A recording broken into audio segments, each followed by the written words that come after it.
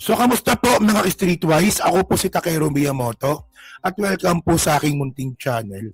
So, mga kababayan, bobo po talaga itong number 1 senator na si Robin Padilla. Kasi po, nagpapauto siya dyan sa mga pasimuno ng Tay Kami Naman signatories. So, mga streetwise, no, sa hindi lang po nakakaalam kung ano itong Tay Kami Naman signatories, no? Ito po takana ng mga bayarang mga vlogger ni Digong para po kumalap ng pirma para po ipasa sa Supreme Court at ang sabi nila para daw makalaya si Digong. Oh, baka sabihin nyo na naman, Takero, nang bibintang ka na naman, paano mo nasabing mga bayaran? Ito kayo ba naman, pupunta kayo ng mga probinsya, magpapakalap kayo ng signature, ano yung pera ninyo? Pera ninyo ginastos doon? Samantalang kilala ko tong isang babae dito Kasama namin dati yan. Walang pera po yan. Kasama namin dati yan. Tapos ngayon pupunta siyang probinsya, magpapapirma, no? Para dito sa Tay Kami Naman. Ano yung pera niya? O syempre mga kababayan, may nag-sponsor dyan. At dyan nga po na ako natatawa kay Robin Padilla, di ba? Na itong mga bayaran ng mga vlogger, nagpapauto siya dyan. And by the way, yung signatories po na yan, na pinasa nila sa Supreme Court, wala pong magagawa yan. Hindi po yan magiging paraan para palayain si Digong. No? Meron dalawang, ilan ba? Merong mga paraan para palayain si Digong. Una, tapusin niya kaso niya. Di ba? Pangalawa, interim release na mukhang malabo na mangyari. So, pangatlo, takas ninyo. Diba? So, ito. So, dito tayo. So sabi dito mga pirmang nakamaleta. Look, Senator Robin Padilla arrived at the Supreme Court carrying suitcase containing supposed 300,000 signatures. Di ba? Ganun talaga pag binayaran. No, makakakuha ka talaga ng 300,000 signatures, bayad kayo Di ba? Supporting a petition that questions the legality of the arrest of former President Rodrigo Duterte. No, the signatures are part of the campaign urging the High Court immediately resolve the habeas corpus petition against Duterte's arrest and his subsequent surrender to the International Criminal Court. So ito yung mukha ni Robin. Di ba? May dalang maleta. At sa loob ng maleta, andun yung mga pirma ng mga bobong mga DDS. So actually, may video dito Ito. Bring him home daw. Sige. Bring him home! Bring him home! Bring him home! Bring him home! Bring him home!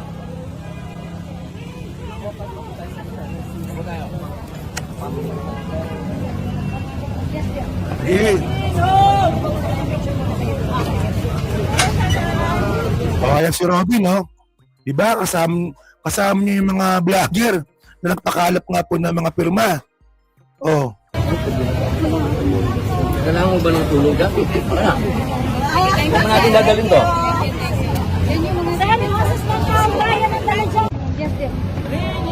Bobo rin Pupunta-punta sa Supreme Court. Sabi ni Robin, saan natin dadalhin to? Pupunta-punta ka sa Supreme Court, di mo alam kung saan dadalhin. Bobo. Bobo talaga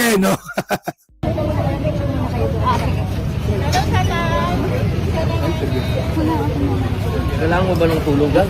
Wala. Huwag mo natin dadalhin to. Dadalhin, So meron siya dito Saan ba yan? Ito.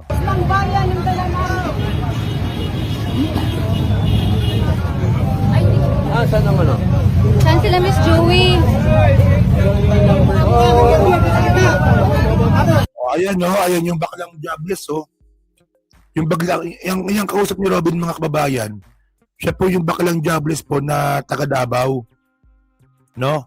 Na ngayon po nakakapunta na ng Maynila kasi nga po, alam nyo na, di ba?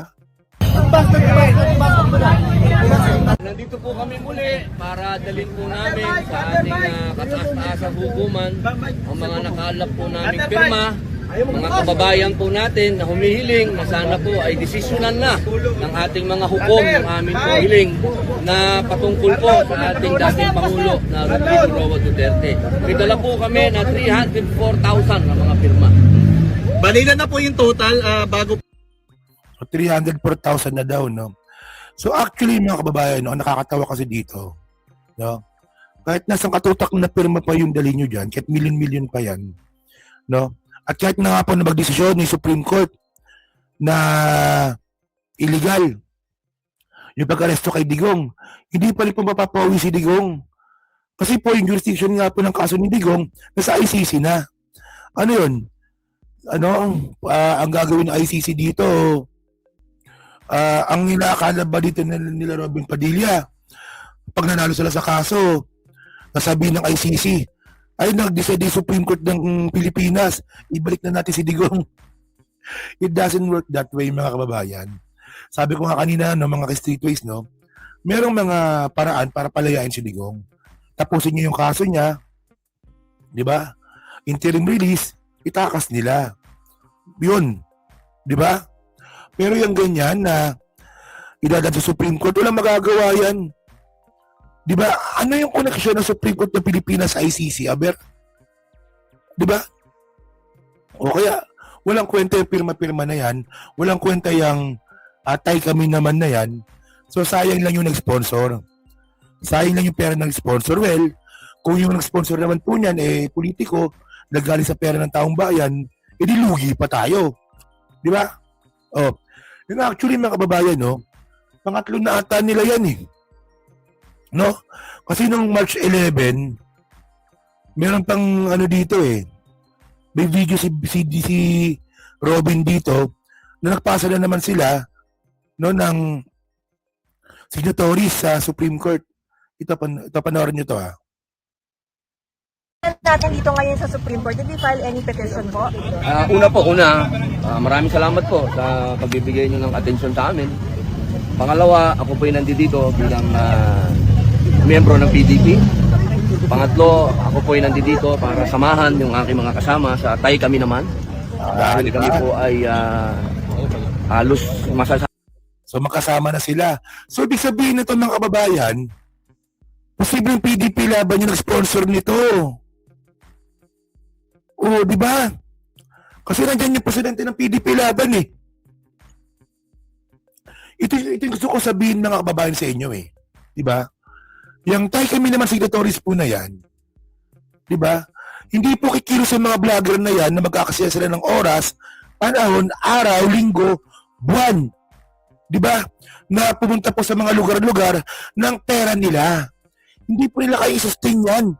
Pera nila gagamitin nila para pumunta sa mga probinsya para magpapirma. Oh.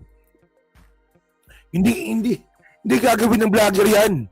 Pera lang pag may nag-utos at pag may nag-sponsor. Diyos ko mga kababayan, andito ako sa larangan na to, alam ko yan. Oh. Kaya wag nila itatanggi dyan na sila ay binayaran. Puta, maniwala ako sa inyong pera nyo, ginamit nyo dyan. O yung kasama nyong babae, kilala ko nga yan.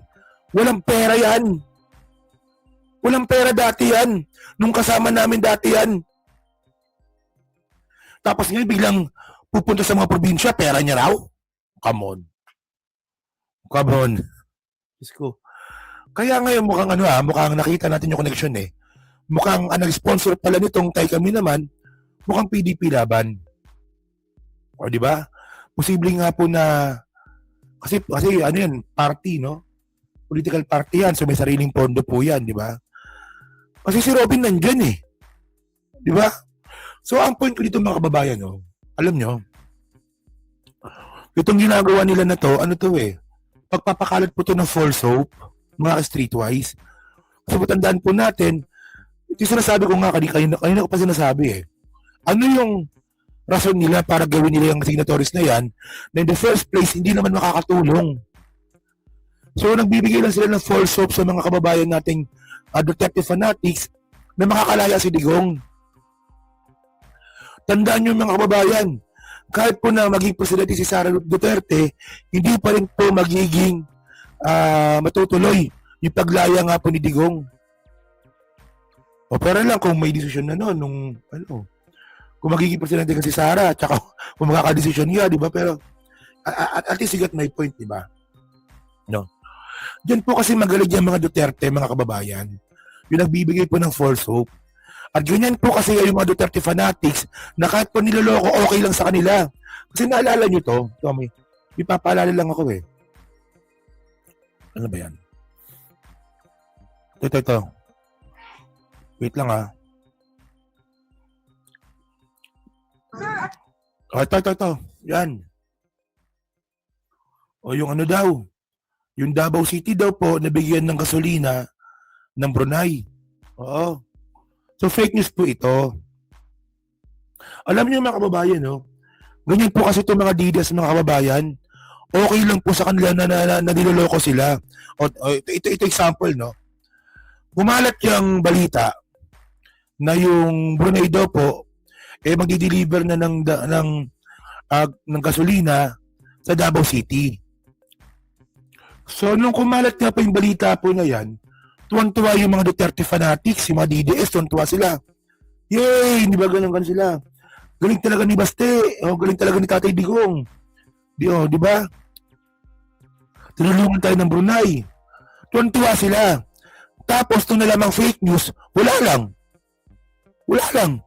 Parang okay lang sa kanila na lokohin sila. Pansin ko yan sa mga DDS, mga kababayan eh. Kahit po natagdag po ng fake news po yung pinapakain sa kanila ng mga propagandist nila, para patunayan fake news, wala lang, mag-move on na sila. Wala man lang naghanap ng accountability. Na puta, pag sa akin yan, puta, sino ba napakalat yan? Bakit niloloko nyo kami? Dapat ko rin po ang ugali ng isang matanyong tao. O parang itong tay kami naman. O nagpapakalat lang sila ng falsehood dyan na makakalaya si Digong. Siyempre, yung mga tao, maniniwala, yung mga DDS, na makakalaya si Digong dahil marami ng pirma. Tapos pag nagdesisyon po yung Supreme Court, pabor man o hindi, no, sa habeas corpus po na yan, hindi pa rin makakalaya si Digong. Tapos yan, move on na lang ulit. Yung sinasabi ko sa inyo, di ba? So yun mga kababayan, so kayo po, ano masabi nyo nga po dito dito sa tayo kami naman signatories na yan, no? Napasibuno si Robin Padilla, di ba? So yan, nasa comment lang po sa baba at binabasa ko pong lahat yan. At syempre, dyan po sa Team Replay, so palike, pasubscribe, di makalabusan, pa-share na rin po na content natin ngayon, no? So thank you mga ka-streetwise, kita na lang ulit tayo sa susunod nating content. So thank you, salamat and bye-bye.